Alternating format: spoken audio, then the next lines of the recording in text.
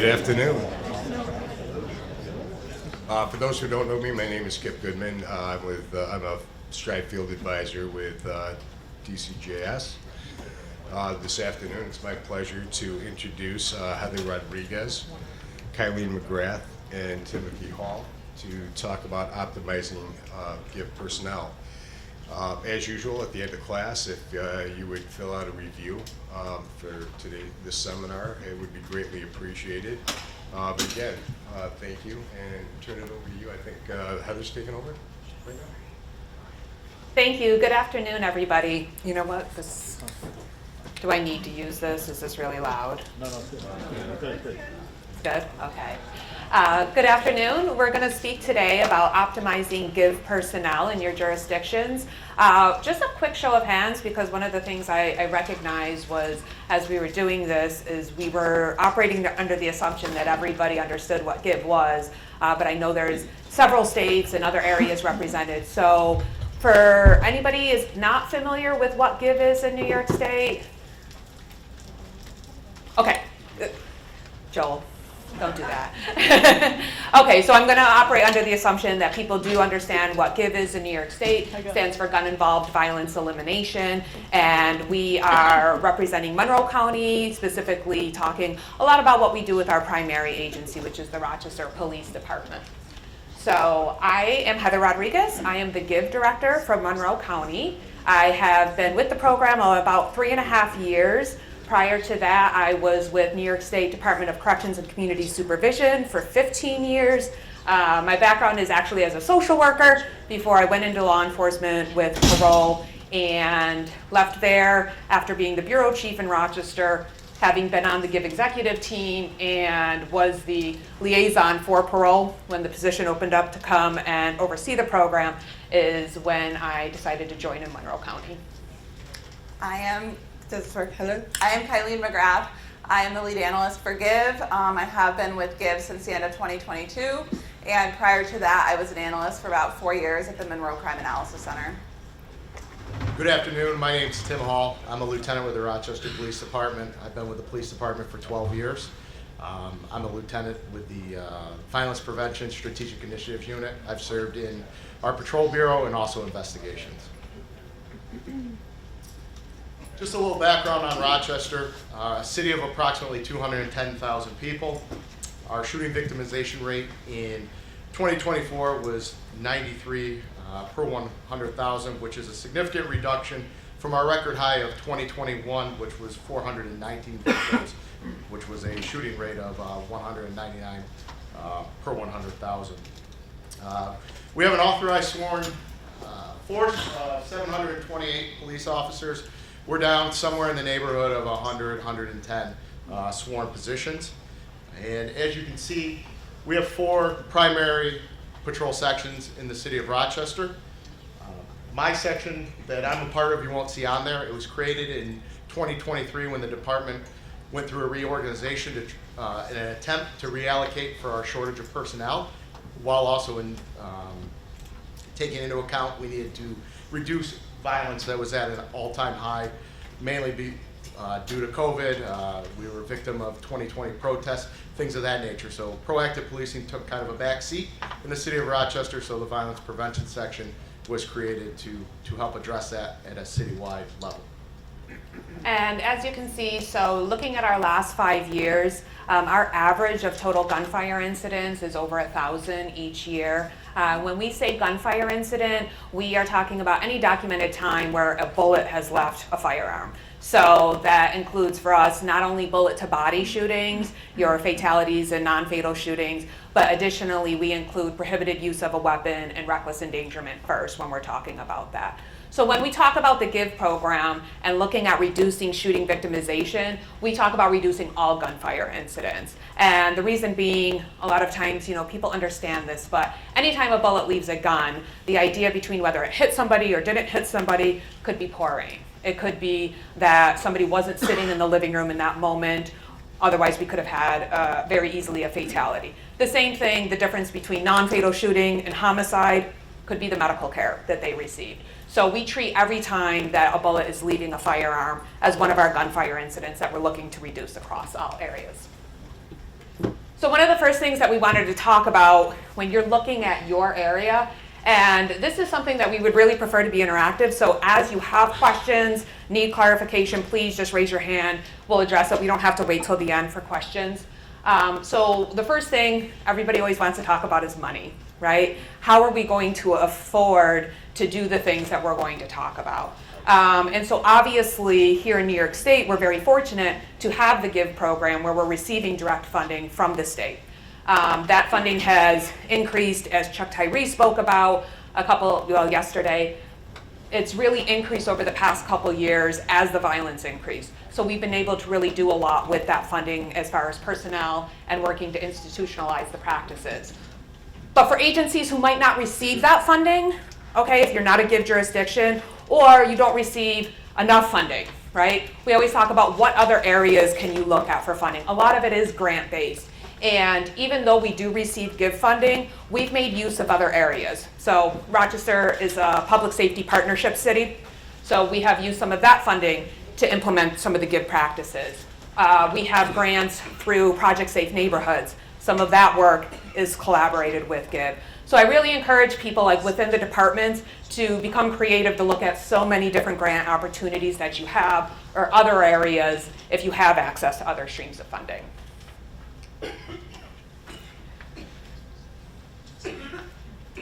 So as I said, with the violence prevention section, part of that is the strategic initiatives unit, which I lead. It's a couple permanent officers that concentrate on our PNI project, place network investigation. And then I have a rotation of 4 temporary officers that come through on a 60-day rotation. And their sole mission is to go out and conduct proactive policing in our GIVE areas. Targeted offender, our street segments, hotspot policing. So what they do with building the team, it's like the same core group of officers that work on our overtime details generally come for a rotation on our temporary assignment to do on-duty efforts to institutionalize the GIVE program within the department. What we do frequently is we work with the GIVE team and our MCAC to use the information. They're the intelligence node, and they synthesize the information that comes in, they cultivate that, and then they push it out to us, and then we go out and conduct our details both on duty and off duty. So it's important to note that obviously my position is not sworn. I'm a civilian who is working alongside the department. And one of the things I think that has really led to a lot of the success that we have is that the Rochester Police Department and the other law enforcement agencies within Monroe County have a very significant respect for civilians within the department and how they can be utilized. And that's really important when you're looking at somebody either overseeing it or how they can contribute is what background do they have. So I do have a background in law enforcement as well, which has been very helpful. I left parole on a Wednesday and Monday I started at GIVE. So I was truly in a meeting one month and the next month leading that same meeting. So that allowed for a nice transition. Not everybody is going to have that, and if you're just starting out and hiring somebody, looking at that demonstrated collaboration is so key, particularly when you're bringing a civilian on board into a sworn agency. The other part that we talk about, and I think this is spoken about in probably every presentation, is the leadership, right? And obviously top-down leadership is incredibly important, leadership that inspires buy-in. But one of the things we often talk about in our department is also that bottom-up leadership. So as we continue to institutionalize the practices, as we continue to educate the officers on what evidence-based policing is, we know those officers are going to turn into the lieutenants that are running DPS. Those lieutenants are going to eventually turn into the captains and the commanders. So it's excellent that we have commanders, some of whom are here today, already on board with evidence-based policing. But we know that the more you're inspiring your patrol, the more that you're educating them, and those people become the next leaders, that's going to really make your agency better as a whole.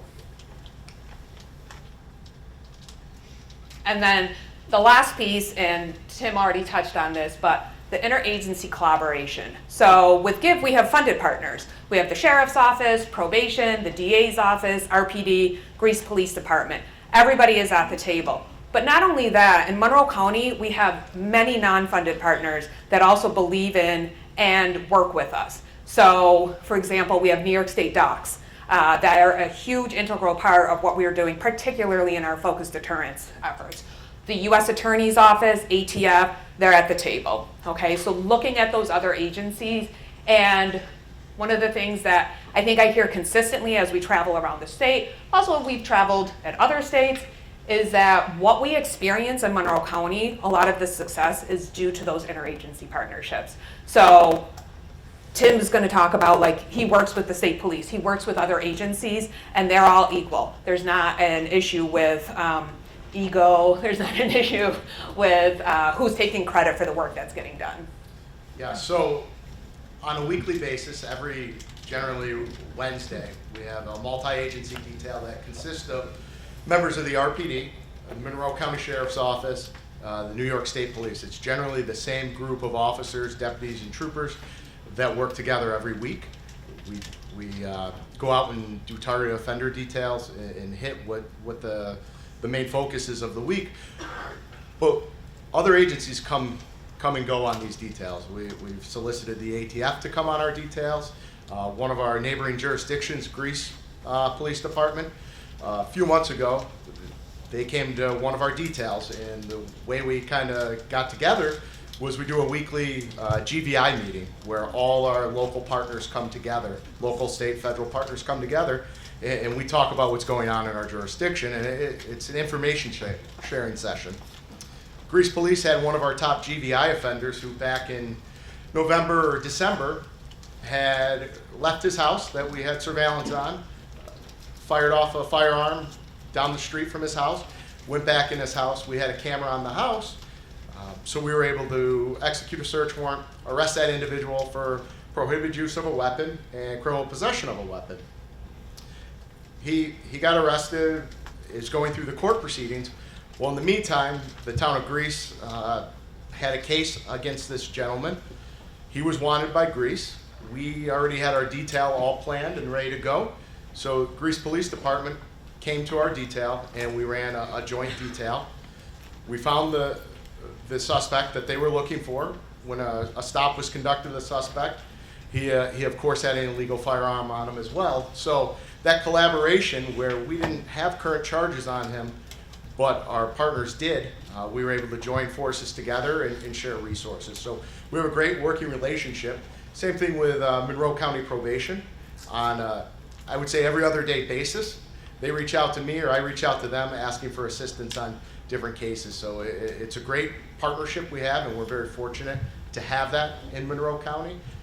So that's the importance of this program we have progressing. So I'm going to turn it over to Kylene to talk about some of the resources that we utilize to make this program successful. So when it comes to optimizing your GIVE personnel, one of the first things that you should be thinking about is how you can get your analysts access to information that can then be fed back into the police department. So in order to have your analysts provide information and data that is helpful, they need access to those systems.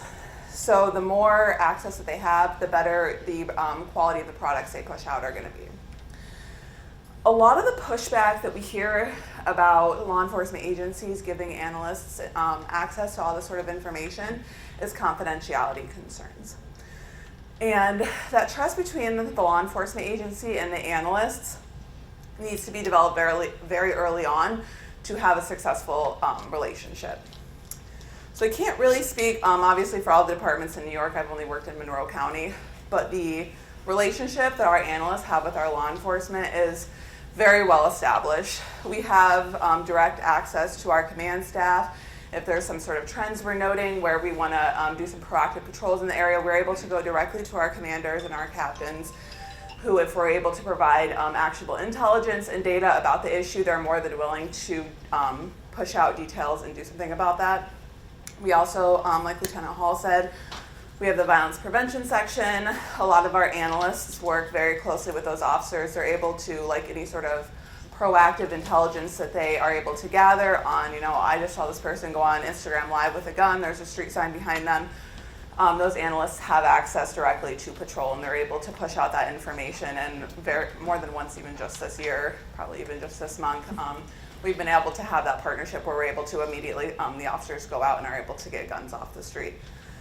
So basically, the trust is a big part here between the law enforcement and the analysts, and getting access to those systems to push out those products. And one of the things I want to note, so we have Monroe Crime Analysis Center up here.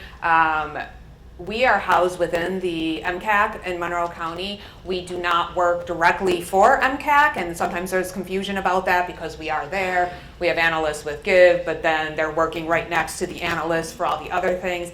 And again, this is one of those things where we have been incredibly fortunate. When I talk to other agencies or jurisdictions, at times they'll say, well, you know, where are you physically located, or how do you work with the Crime Analysis Center? And the Crime Analysis Center in RPD has given us a spot right there with them. And we are in constant communication, not just daily, but constant communication all day, every day with the Crime Analysis Center, and they have provided us with the same access that they have. So that's been really critical. Director Phelps is here, and the relationship that we've had, that we know that we can go back and forth with each other and say, is this something that MCAC is handling? Is this something that GIV can help with? Has been really critical. So one of the parts that I do, and this is not always probably popular in some areas, is that I oversee the RPD finances for the GIV program in the sense of overtime spending. So again, as Kylene was talking about access, they provide access for me to look at the overtime reports. I specifically pull the cost centers and project codes that we've established for GIV, and I then track all of the overtime spending. I do that and for a couple different reasons. Number one, it's a budget, right? We don't want to go over budget, but also what we had found in prior years, and those people who are in GIV jurisdictions have probably experienced this, where you get to the end of the GIV cycle, right? The end of the fiscal year, and you're like, oh my gosh, we have all this money left. Like, we got to spend it, right? Let's run some details. And that's not optimal, right? The details should not be coming because you have money left. The details should be coming because you've crafted a detail and then you're asking if there's money available for that detail. So again, this is something where Lieutenant Hall and I are in very constant contact to talk about this, because when he's planning details, he needs to know, is the money available? How much is this going to cost? If we run this detail, do we have enough to continue next month, next quarter? What are we projecting? What have we used in the past? So we are continuously, particularly as the year goes on, it gets more and more, where when we're in that last month, it's almost daily that I'm talking about how much money we have left. Yeah, to add on to what Heather said, I was part of it before when we had the 4 and a boss, it's May, let's go out and we need to get rid of this budget. Now, with the process we have in place, it gives us a way to do a forecasted and deliberate process. So we make sure our details are fruitful and there's, you know, systematic throughout the year, not only to adjust when crime is most prevalent, but also, you know, obviously during our hot months, July through September, we're going to have more details than we will April through June. But it gives us a forecasted approach instead of just kind of guessing and hoping for the best at the end of the year. So I will say, when I took this job, being an accountant was not something I anticipated doing, and I've had to learn a lot in that area, but it does work really well for us. Another part where we are in constant communication is as we're talking about that overtime that's being spent. So GIV jurisdictions have to obviously account for what are they doing on the overtime details. So DCJS has their spreadsheet, their overtime tracker. I've created a detailed tally sheet so that when an overtime detail is run by not just Lieutenant Hall's team, but anywhere within the department, they know that they have to fill this out and send it back to me with the information. I will say, and this might for RPD, I'm sorry, I request more information than DCJS requires. So we're just putting that out there now that they might not realize. But the reason being is it's really important for us. I give this information, again, back to Kylene. If there's FIFs written, if there's any CRs, I then give it to Kylene so then she can keep track of what's happening so that, again, the information can be pushed back out. And so I'm not only looking for what DCJS requires, but I want a summary of the detail. And we have gotten really great where we have people, they know not only do they have to get this back, but they're telling us exactly what's going on. And sometimes the numbers that have to be counted by DCJS don't give a full picture, right? So maybe you didn't get any guns that day. Maybe there wasn't anybody arrested, or you had zeros in a lot of these columns, and that's fine. And we always say that, like, I'm not looking at the quantity, we're looking at the quality. And there's some people, I'm going to call out Lieutenant Adams, who's in the room, who when he sends me this, he then writes a paragraph about what happened, and also will indicate, yes, we did overtime on this date and time, and we didn't arrest this person, but we knew this happened, and then later on we were able to see that person, they then got arrested with a gun. That's not being counted here, but we know that the work that they were doing on overtime was still contributing to the stats, to the success that they were having not on overtime. So we have a couple products that we push out for Give. Like I said earlier, the most helpful thing that we can do as analysts is take that information that law enforcement's gathering and kind of summarize it in a way that's easy to get through and quick to get through and push it back out to law enforcement. So one of the reports I'm going to talk about is in regards to our hot spots policing strategy. So every quarter we update our top street segments. Like Heather said, we're looking at all gunfire incidents, both just shots fired and bullet to body. And that's what makes up our top street segments. This isn't even the report I thought it was. But, so this one breaks down what all the top street segments are. This is just one of our 4 sections in the city. I picked this one because it was one of the lesser amounts of street segments, so it fit on here a little better. We have a breakdown of, over here we have what is the actual block and the street name. We have the beat of the section that it's in case there's a certain, all the officers have their own beats, so they can kind of skim through and say, all right, I'm beat 253. I have these 2 street segments. If I have some free time during my shift, I can be in these areas. We have the total gunfire incidents for the prior 36 months, which is the 3 years that we just go by because of DCJS. And then we have a platoon ranking.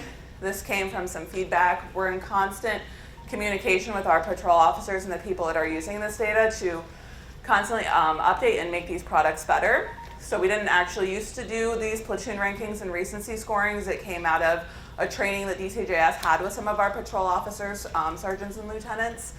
And they kind of wanted to know, okay, well, if I'm on 3rd platoon and I as a sergeant want to direct my patrol officers to be in a certain area, obviously I don't want to put them on Magnolia Street when its hottest platoon is 1st and I'm on 3rd. So that's why we do the platoon rankings. It's ranked from hottest to coldest. And then lastly, we do a recency scoring. That is basically, that also came from, I won't point him out, but Lieutenant Adams. He had a certain street segment in his beat that was, like I said, we used 36 months of data. So it was on there because it was so violent, let's say 32 months ago, and it hasn't been violent since then. So he's like, why am I focusing on this area when I have other streets in my area that I could be more productive in? So we brought in the recency scoring. Then you can see, these are the 2 highest recencies in my area, and that is what I will focus on. I think we broke it down further, but I platoon down here as well, even though it's ranked right here, and that was just to make it easier to see it. I think VPS uses this as well. Yeah, so this is one of the many reports that we use that are generated for us, and it provides a roadmap for detail planning and detail execution, right? I mean, it's very self-explanatory. Kylene doesn't give herself enough credit for the job she did on this. But it's award-winning, in fact, because I will just say that recently the International Association of Crime Analysts they do a product competition every year. This is not in the slide, but we have to talk about this. And Kylene submitted in the mapping category what she does here for RPD, and she won 3rd place overall for the international competition. So we have an internationally award-winning crime analyst on our team. So this is another report that we do, and this highlights the intel in, intel out that I like to constantly push out to people. So every month I do a section report for all 4 of the sections. I pull what's going on those top street segments, so you can quickly go through and see the this, I don't know if it's a good or a bad example. Obviously, there's a lot of documentation going on in these top areas. What we don't want to see is this right here for all of the street segments with no intel. So basically, this just pushes out any sort of drug, gun, violence, or intelligence that we have, whether it be crime incident reports, so it could be a shooting, it could be a robbery with a firearm, a menacing with a firearm, or just our field intelligence reports, which are officers being in the area proactively, they're identifying. So up here we have a drug FIF, so it's a bunch of names listed hanging outside of a known open-air drug market. So this is actually used by all of the sections. This is used by BPS. I know this is also used by our drug unit. I can recall one story from Heather where they had a drug house in one of our top street segments, and they were looking for a target. They didn't have his name. They were trying to identify who the seller was in this specific drug house, and they were actually able to identify who it was by going through the reports that we pull in those areas. And these reports we share with all of our partners. So it goes to our PD, who's obviously working in the city of Rochester, but this also goes to our partners at probation, our partners at parole, some of the federal agencies that I spoke about, so that they know when they're in the city what's also happening. So this is not only an RPD product. The same thing with our hotspots policing maps. We produce those, but they're utilized by other than the City of Rochester Police Department. Monroe County Sheriff's Office utilizes them. The probation department in Monroe County does hotspots details, so they are for everybody, not just the RPD. One of the things that I produced that we started doing a little over a year ago was just a monthly give summary. And this does not list specifics, so we don't have names on here. What this was created for specifically was a request from our chief of police who wanted to give some information to our city council. So there's certain relationships within city council and the police department. You know, they want to have obviously a lot of knowledge about what's happening in the police department. We have to go, like everybody does, I assume, to city council to have them approve the give funding. That is sometimes a little cantankerous, as it were, because they want to know exactly what is this money going for, what is happening, are you being successful, is there a reason to keep funding this within the police department. So I create a monthly report. It gives the map. It talks about where are we year to date, where are we in comparison to the last year, where are we in comparison to 5 years. There's a second page on this that talks about shooting victimization and total gunfire incidents. So again, this is something that all of our command staff can have and utilize and can be made public, okay? The data and the transparency with the community is really important to RPD. So this is one of the products that we utilize for that. And the same thing in Monroe County, we have 585 SNUG, who is also funded by New York State DCJS. We work with them, and I produce a monthly report for SNUG as well. Similar in that it gives the overall city information, and then it gives specifically the SNUG zones. We have 2 SNUG zones in the city of Rochester, and it gives the information on the shootings, shooting victims, names, dates of birth.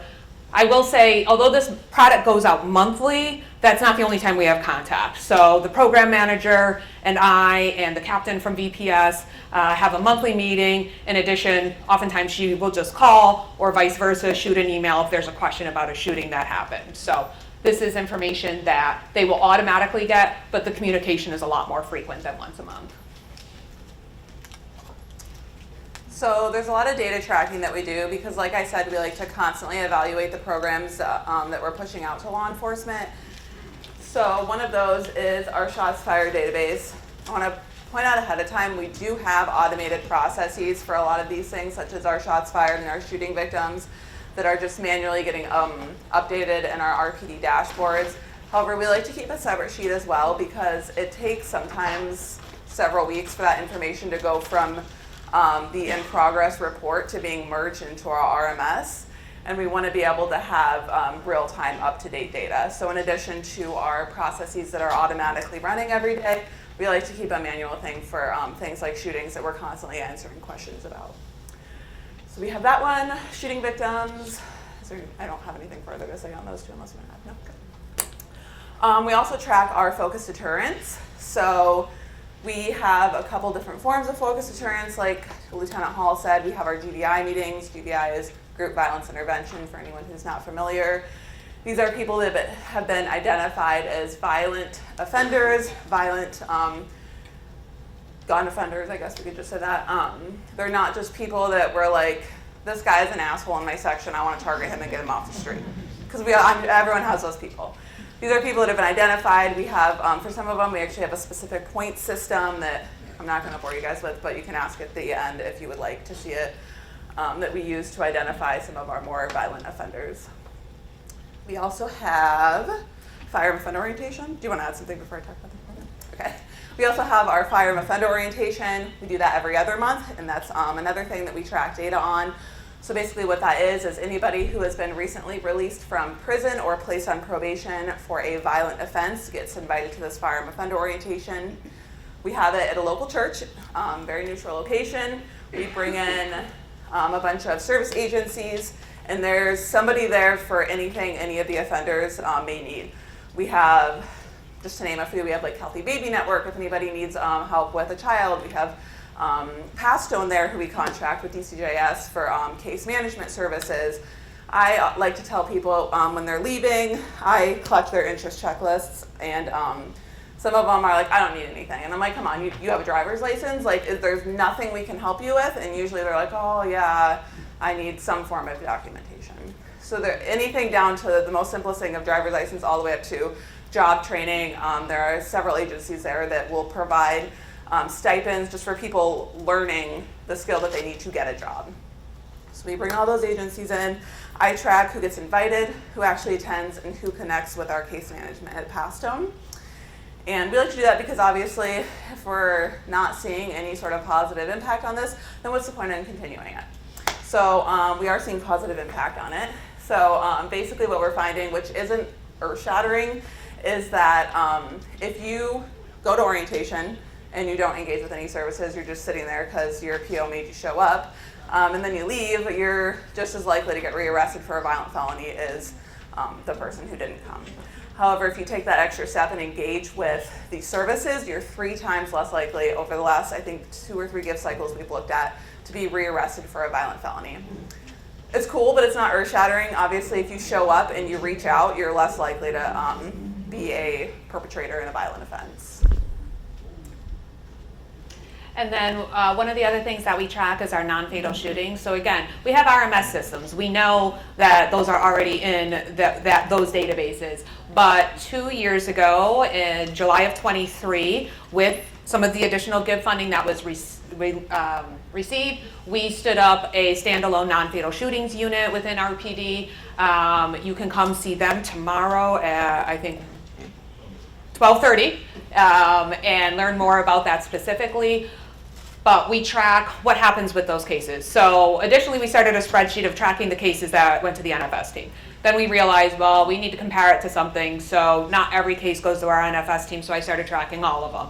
And then it was not just were cases, closed by arrest. We wanted to know what happened on the prosecution side. So again, going back to that idea that the DA's office gives us access to their systems to look at, and for stuff that we don't have blank access, I should say. So for example, if a case has been sealed or dismissed, we don't have access to that. So when we know a shooting has happened and we don't have the information, they also say, here's the person to contact at the DA's office, and they immediately get back to us. Having that relationship is critical because it really allows us to look at those cases to be able to say, what happened with this case? Do we want to talk about it? Or here's what our success rate is. And so again, we keep spreadsheets. I know that might be a little antiquated, but it works for us and it works for our team members as well. So one of the things that we continue to go back and forth about is the idea that this only works if we're in communication at all times. There's always a communication feedback loop that's happening. And so using the SARA model of problem analysis, one of the first things that we're doing, obviously we're talking about gun violence, but for jurisdictions that don't have the level of gun violence, and I often say this, like we have a large problem. I'm not bragging, that's not exciting to talk about, but we only focus on gunfire incidents, okay? And in fact, we don't even focus on all of them. We only focus on the ones that are happening in the most chronic locations with the most chronic people. That being said, this system, these ideas could work for any problem that you're seeing in your jurisdiction. So one of the important parts is that we're identifying those problems first of all. So again, that might be from something that we're seeing, it might be from something Lieutenant Hall brings up, command staff brings up, and as Kylene said, I think one of the things that's maybe different in our area is that the commander will contact me directly. When people say, well, it's not like I can just call up the chief of police they allow us to do that. They allow us to have that communication. There's not a disconnect there. So if the deputy chief calls and says, hey, we had a shooting over here, is this something we can use GIV funds for? They trust enough that if I say, no, that really doesn't fit the criteria, or that's not really the appropriate use, they're like, okay, that's fine, we'll address it a different way. It's not that it's not getting addressed, they're just looking at how best to address it. So that's really important, is identifying the correct problems. When we start talking about the analysis, that's where the Monroe Crime Analysis Center comes in, that's where Kylene comes in. Those work hand in hand. So every non-fatal shooting incident is not only on the GIV team, okay? It's, in fact, the majority of the time with MCAC. And then we're kind of going back and forth with that information that they're providing and making sure that everybody has that. So really understanding what the issue is incredibly important. I know you've heard that probably a lot, because sometimes through the analysis we realize, what we thought the problem was, that's not correct, okay? And so we are able to do that by taking that information, really digging into it a little bit further. And then the response piece falls back onto the police department. So to sum up what Heather's saying, we've broken down these silos between MCAC, between the GIV analysts. We're able to share the information, they prepare the product for us, and then it allows me and the other lieutenants within the department to go ahead and formulate a response, whether it's a full-blown targeted offender detail, if we're doing a street segment detail, or if it's going to be some sort of custom notification. So we lean heavily on MCAC and then the GIV team as well to prepare that information for us, synthesize that information, so then we can focus on the response and give the necessary feedback to it. And then the last part being the assessment, okay? So as Kylene keeps saying, good information in, good information out. And so we then take a look at those details and did we accomplish our goal? And this isn't just a matter of did the statistics change, right? Did we see a decrease? What we're looking at here is, did what we thought we intended to do have the intended outcome? So I'm going to bring up our hotspots policing. So last year we reduced shootings, total gunfire incidents by a little over 30% within the city of Rochester, which is great. But on our top street segments, those shootings and gunfire incidents were reduced by 59%. So we were like, that's incredible, right? Like, we're doing amazing at hotspots policing. Like, we're clearly have this figured out. So then we said, okay, DCJS came back and said, that's great, we love that, that's incredible. What about other violent crime? Was that reducing at the same rate? And we're like, oh, well, we don't track all violent crime, so let's go back. And we were realizing that we were missing a lot of that information, and we weren't maybe seeing the results in other areas that we would have anticipated. So then that begged the question, okay, we know that it's reducing so much, so what is it that we're doing? And that then drives further research. Sometimes it puts me into a new research project with DCJS and puts more work on us, but we want to have those answers, right? Because we want to know, is it the hotspots policing, is it the directed patrols, or was it our group violence intervention and we targeted the right people, all right? So that's important to know because we want to replicate things that are successful. And as a result of doing that assessment, again, we sat down with command staff and they said, okay, well, let's make sure then that we have good data. Let's re-educate everybody, let's create a new code when we're talking about directed patrol, specifically on our GIV street segments, and let's make sure only that is being used and it's being used correctly. And therefore, going forward, we can have really good data to be able to look at what we're doing. And then that brings us back to the beginning, where we're then continuing to look at, are we addressing the right problems? So, some of the practical applications, I've talked a lot about command staff, but about, I think a little over a year ago, we started having captains meetings. So what that is every other week we get together, it's the GIV staff, and then we have the captains from each of the patrol sections, as well as command staff, and we look at every shots fired incident. So Kylene does a weekly report, a shots fired report, so we pull that up, and we go through section by section, what gunfire incidents did you have? And again, that came out of the idea of saying, like, is there the same follow-up happening with some of these PUWs, some of these REs, that is happening with shootings? Obviously, there's a lot more weight put onto shootings and homicides, but when we were looking at the analysis, we realized a lot of these shootings and homicides started out with several incidents of PUWs and REs. Particularly when we were looking at NIBIN matches. So we would have one gun that maybe had 7 to 10 incidents behind it before it resulted in a homicide. So command staff said, we want to make sure that we're doing a good job following up on all of those gunfire incidents. So we sit down with command staff, we sit down with the captains, we go over each incident, and then in real time we can look at what other information do we have to push out to them at that point. So if the captain in Genesee section says, we had a PUW, we don't really have much information on it. You know, maybe there was a NIBIN match that just came out that morning that hasn't actually been disseminated. Kylene says, you know what, we do see that there's a NIBIN match for this. Or we looked at the names of all of those people and we recognize this person is this person's girlfriend and they're involved in a violent dispute. So we're constantly pushing that information out to them so that they can follow up. We do this with all of the captains because what we used to do is divide the sections and have meetings with each of the sections, but guess what? Crime doesn't have borders, right? So what was happening over in Clinton section could have started in Genesee or could affect what's happening in Lake section. So we have everybody represented at these meetings. Then we have a weekly intel meeting that Lieutenant Hall referenced briefly. So out of the captain's meeting, we develop agendas for our weekly meeting, and that's where all of the partners come. Okay, so that's not just our PD. And again, that's co-led by the commander of special operations and myself. And we talk about specifically if the sections have identified a violence problem that they want to talk about because either they want to share the information or they're looking for additional information, right? They know that probation and parole are going to be there. So when they bring it up, they're like, does parole have anything for this? Does probation have anything for this? Do you guys have involvement with these houses? So the captains can bring their own issues, and then we look at our large-scale group violence disputes. And we talk about any information that comes out that we've seen for the prior week. And from that, a lot of the details then get scheduled. Yep. And then the next is the Jefferson Ave PAC, Place-Based Action for Community Transformation. That's the City of Rochester's P&I pilot project. This year in Give 12, we're doing a full court press. I have 2 permanent police officers that are assigned 40 hours a week to just a specific block of Jefferson Ave, which is located in our Genesee section, to work on the PAC program. With that, for those of you that might not be familiar with P&I, it's a holistic city government board where department heads from every department within city government come together.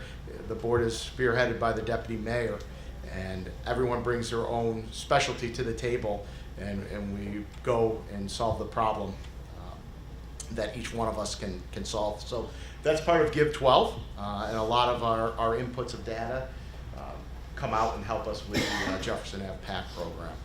It is just getting up and running. The police department's been doing directed patrols down in that area for the last 12 to 18 months, but now with Give 12, all of city government is now on board.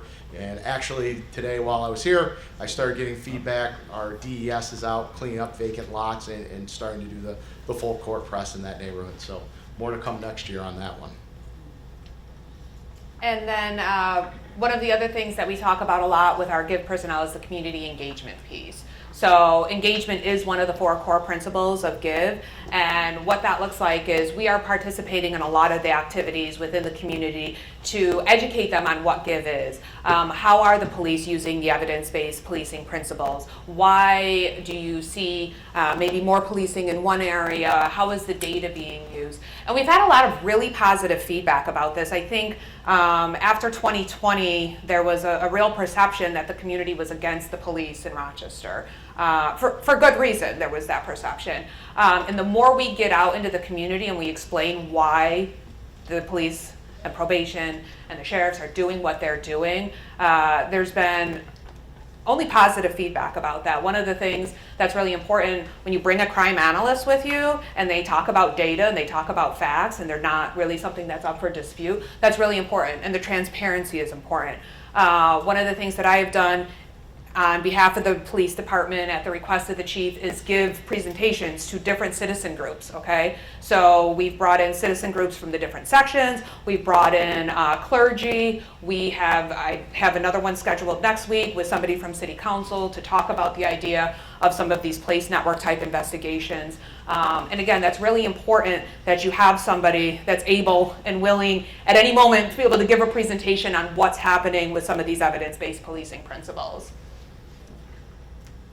One other thing I just wanted to throw out there, like I said, I transitioned from the Monroe Crime Analysis Center to my position at GIV, and one of the things I was incredibly excited to do when I made that transition was this community engagement component. I think it's really fun to go out into the community. It's really easy when you're an analyst sitting behind a screen to judge a person's life without really understanding how they got there, and that not everybody has the same opportunities that you had growing up.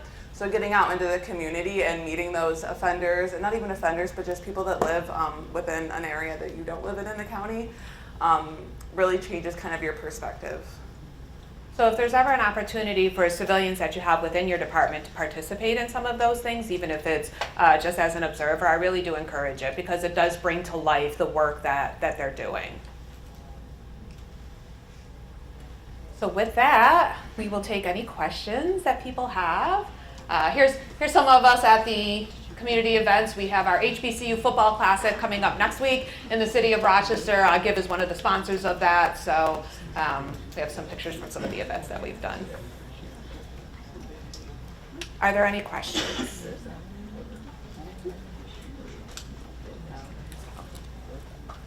Okay, our contact information is up here. I don't know if you can see it. You can come talk to us afterwards if you're not able to copy that.